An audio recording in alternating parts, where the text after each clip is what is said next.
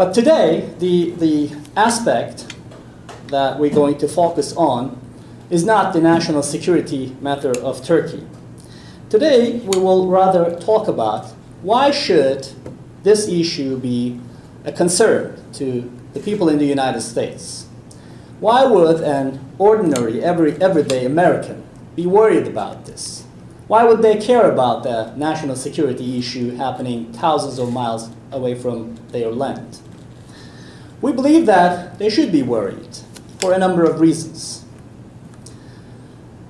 This is why we have today two distinguished guests who will be much more better placed than I am to tell you why this should be a concern to the people in the United States. It is our belief and also our assertion, and we will present the evidences for that, that the people who are creating a national security threat to my country are the same ones who are running the largest charter school network in the United States. And not many people know about that. It's not only running the charter schools. We believe that they have been involved in a serious fraud, mismanagement, and waste of taxpayers' money, at the end of the day, public money. I would like to make one point very clear that neither myself nor my office is taking position in the charter school debate in the United States. It is not for us to present a view or make a comment about whether charter school is good or not. It is a debate for you, for the people in the United States. But what we believe is that a group of people exploiting the charter school network, not to educate the American students, but to make profit for their own good. And we believe that when they are doing this, they are abusing the system in the United States, and with the recognition and the income they are able to generate within the United States, they are covering and they are running their activities, illegal activities in my country and around the world. Today we will discuss this issue with two distinguished guests. Mr. Mark Hall from Austin, Texas, who is the producer and director of this work, a documentary film called Killing Ed. If there are those who haven't seen it, I highly recommend to see, to better understand what I'm right now talking about, to better understand, to see what the members of this group have been involved in different parts of the United States. It's a very well documented, it's a very well presented documentary, and again, I strongly recommend. The second guest we have today is Mr. John Martin from Amsterdam and Partners law firm. They were able to put together a book called Empire of Deceit, the copies of which are available here as well. In their book, they investigated the charter schools, state by state, and put together kind of a reference the document where you can find the names of the schools, the founders, and the wrongdoings they have been involved, etc. In doing this, again, we're not challenging the charter school system in the United States, but we are basically trying to raise awareness among the American people that there are some people who are abusing the system to finance their other activities around the world. There are some people who are posing a national security threat to our country, Turkey, which is a friendly and data ally country to the United States. So without further ado, I would like to invite our first guest speaker, Mr. Mark Hall. Please.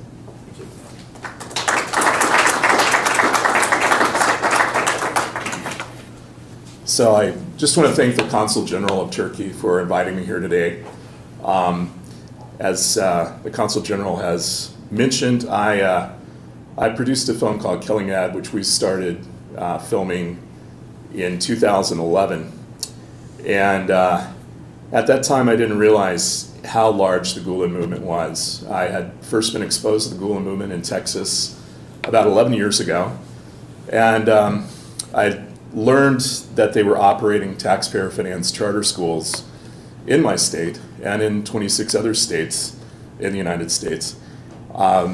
Normally, I wouldn't really care that much about education. It's not something that I find extremely thrilling to discuss. But I think what made this such an inviting topic is to see that this was a group of people operating very mysteriously, generating now what we estimate to be about $729 million each year from the 167 charter schools that they're operating here in the United States. Texas is the largest grouping of these schools. There's approximately 55. I think they just opened their 56th school. When we started shooting Killing Ed in 2011, there were about 30 to 33 schools. These schools go by very charming names. Harmony is the one in Texas. There's another group of schools called SST in Texas. They operate here in Illinois, Ohio, Indiana, California, Florida, Washington, D.C.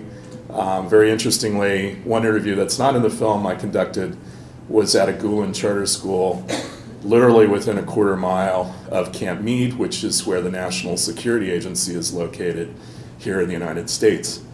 As we went and developed more and more footage and interviewed more and more people about the Gulen movement and about their charter schools, it was pretty apparent to me that this was a very anti-democratic group.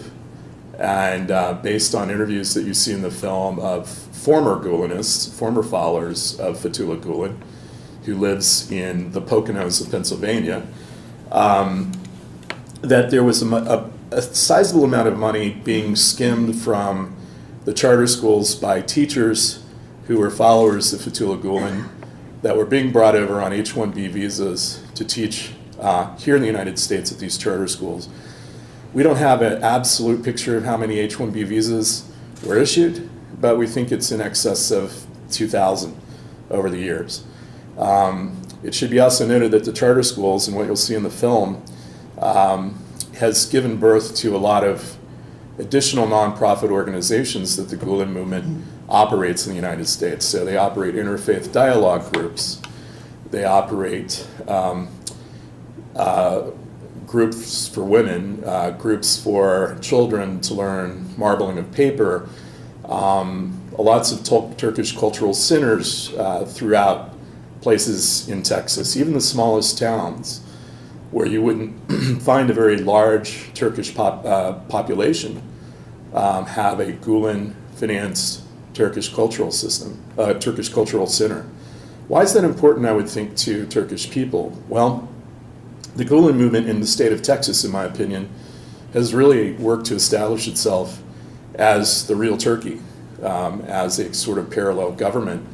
And many people in politics, the lieutenant governor of Texas, many high-level congressmen have been on trips to Turkey financed by the Gulen movement, and they really truly have seen one picture of Turkey that has been created by the Gulen movement as a self-sufficient government operation.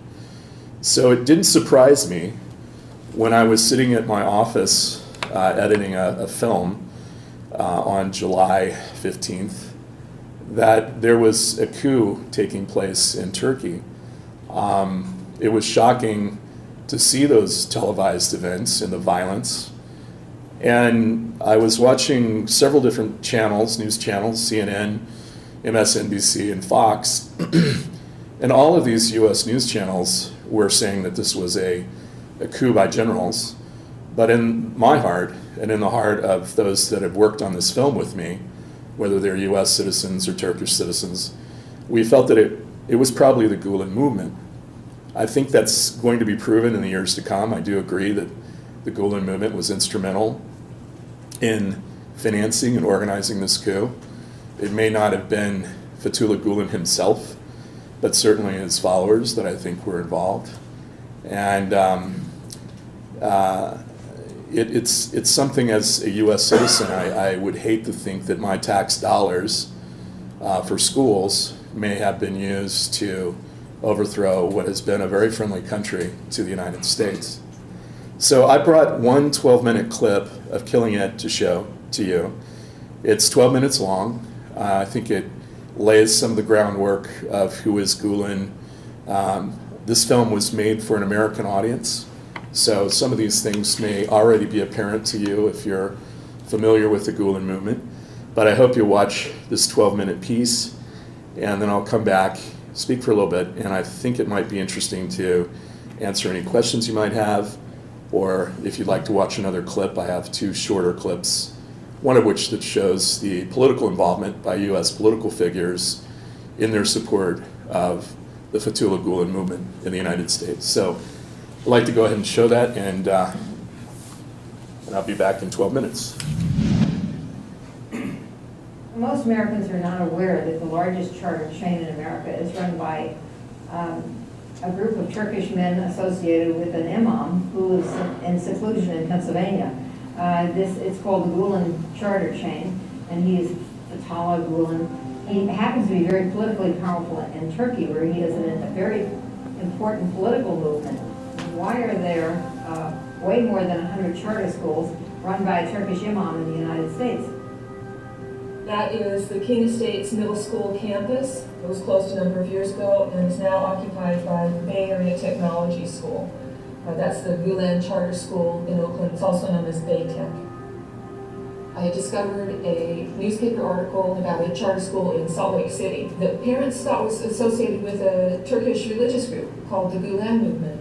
At that point, we called looking at the board member listing for this school, and then was able to identify them as all Turkish names. So that's when my wheels started spinning, and I started doing more research and figuring out that this was not random. Fethullah Gulen left Turkey in the late 1990s. He came to the United States and leads a movement that is active around the world. I met Gulen when he was a teacher in Moscow.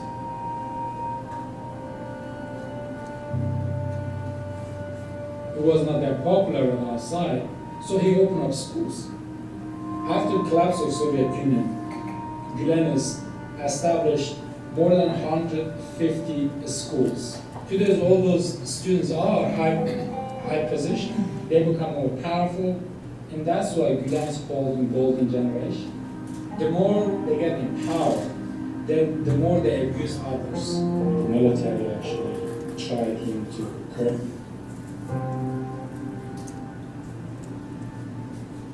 And so Gulen actually gave a reason, like health reason, and came to the United States. Sizden ayrılmak bana çok girer gelir.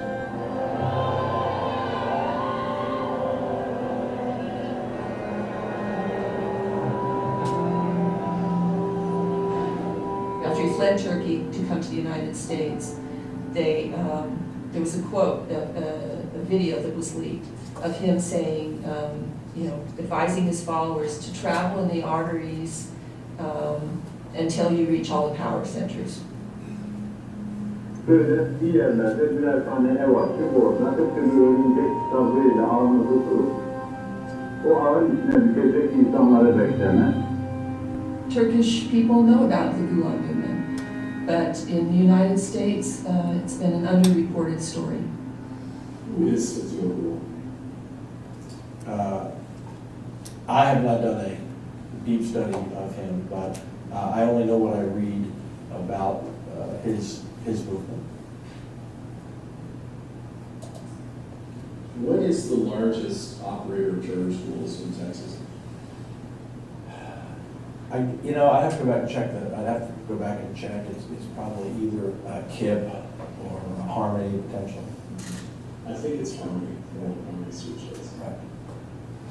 Currently, the largest is the Harmony system of math science academies. They operate over 35 campuses around the state. They've got a campus in Beaumont, they've got a campus in El Paso, they've got a campus in the Panhandle, in the Rio Grande Valley. They're literally all over the state. My name is Amy Warren. I teach at Harmony School of Excellence, a charter school in Austin, Texas. It obviously doesn't look like a regular school. It looks like an office building. It's in the middle of an industrial park. Everything around here is businesses.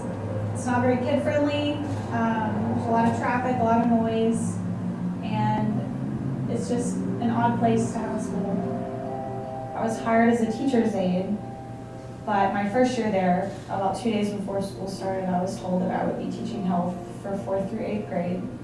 Even though I have no prior experience teaching health and it's not what my certification is in, I expressed my concern that I was not qualified to teach these classes, and I was told by our principal at the time that I could just take the kids to recess each week in my class. It's very unorganized, dysfunctional. It's really hard for us to do our job when our principal doesn't even know what we're supposed to be doing. I would say about 300 kids are supposed to use this playground. Obviously, it's not big enough for that many children, so there's a lot of injuries and fights that happen. The Turkish administrators do most of the planning of what is going to be implemented into our schools.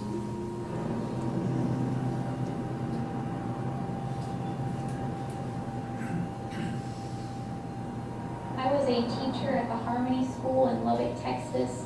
It was my first year teaching, so I kept a journal to record my experiences. In August 12th, 2010, today was my first day of in-service at Harmony. It went really well. November 6th, 2010 is how we recently lost a teacher. She was offered a job at Lubbock ISD, and we hired another who had taught for 13 years. She was gone after 4 days because she didn't want to put up with the administration. I think at this point we have more uncertified teachers than certified.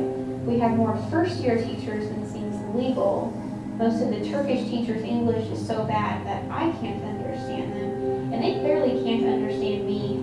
January 22nd, 2011. The administration here is completely underqualified to hold administrative and management positions. They're more concerned with sharing forcefully the awesomeness of Turkey with staff, faculty, and students than with providing a good educational work environment.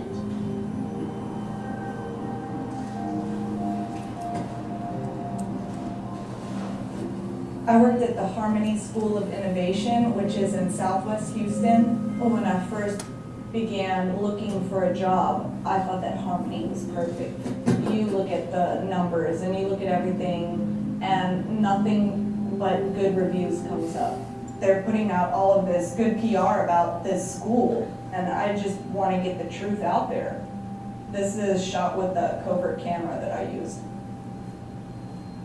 Throughout this video, I think that what's particularly disturbing is the special education student left outside of the classroom in almost every class. Here's the special ed student again, outside of a different classroom. We're about to see the special ed student for the 3rd time, and knowing him personally, he's a very smart kid. He stopped by the library all the time to read, and it's a shame that he doesn't get the education that he deserves. And coming up right here, this is another special education student who is outside of a different classroom where the teacher is just collecting his work from him. Every time that I attempted to talk to our principal, he would ignore me, or he would just say, okay. At a public school, a teacher would be in a lot of trouble if they were to do that. This is just a median for a parking lot, and it's used as a playground for the kids. There would be up to 60 kids at a time.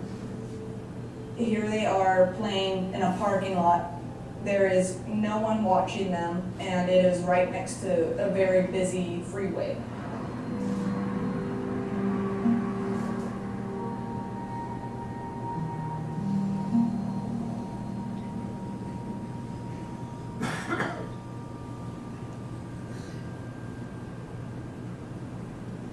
I was employed as an English teacher at the Horizon Science Academy in Cleveland, Ohio.